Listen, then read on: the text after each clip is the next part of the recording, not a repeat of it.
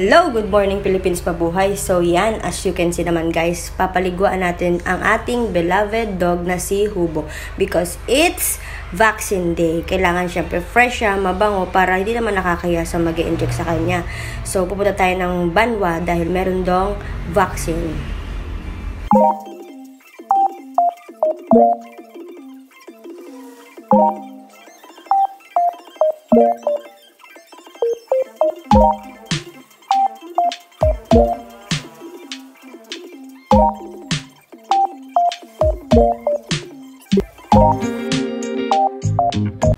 At syempre nga, nabanlawan na natin siya. Diyan tayo magsha-shampoo. After ng banlaw is shampoo. Syempre, banlaw para ma-wash out na yung mga dumi, mga alikabok, mga ganun-ganun, or everything, mga ganyan. Then, shampoo.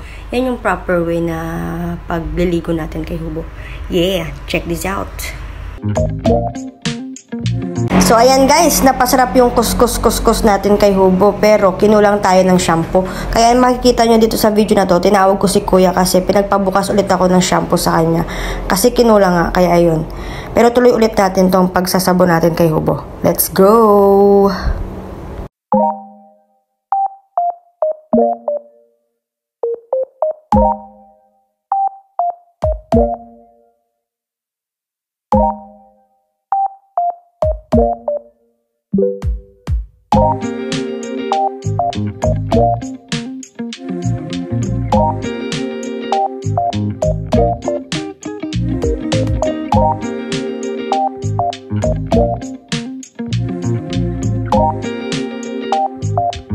So, ayan nga, kasabay ng pangangawit ng hawak ko, ng bewang ko, napag-isipan ko and naramdaman ko na parang kulang pa yung shampoo. Kaya, kumuha pa ako ng isa. Binuksan ko pa ulit.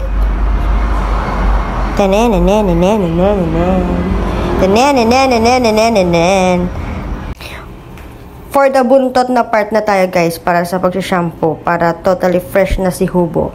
Yes. Yan, lagay natin yung shampoo sa palad natin, basain ng konti, and then, yan. Yan. Ayan. Buntot wash, para sa mga aso. Yes. Yan, ganyan. Be gently lang, kasi baka magulat eh. Yes. That's right. Tininin.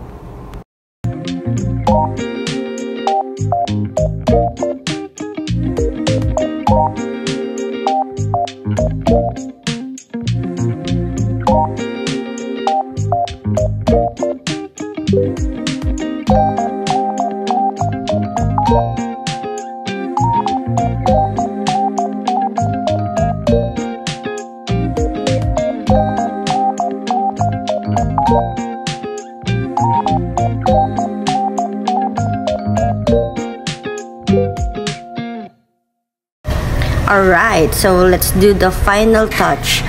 Final banlaw para kay Hubo. Yan, ang bango-bango na yan. Yan. Medyo nakaramdam tayo ng pangangalay ng bewang. Ayan, as you can see, nahawakan ko yung bewang ko dyan. Nakakapagod yung muko. Sign of aging na talaga. Pero para kay Hubo, okay lang yan. Magpapatuyo na lang si Hubo and then ready na yan para sa kanyang anti-rabies vaccine. Job well done. Yes. Yay! At kaya naman, dito na po magtatapos ang ating video for today. Thank you for watching guys. And